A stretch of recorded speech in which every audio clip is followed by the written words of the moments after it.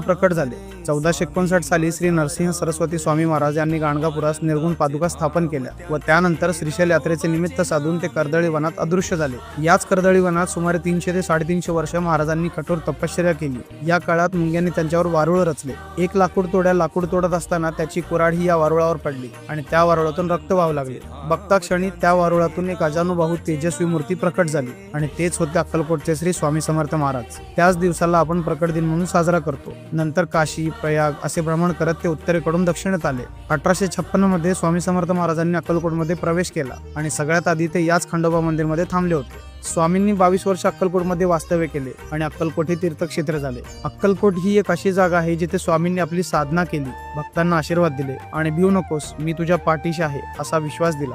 तुम्हाला कधीही वेळ मिळाला तर एकदा अक्कलकोटला नक्की भेट द्या, कारण स्वामींच्या दर्शनाच्या वेळी एक वेगळीच आध्यात्मिक ऊर्जा जाणवते जी शब्दात सांगताच येणार नाही। स्वामींच्या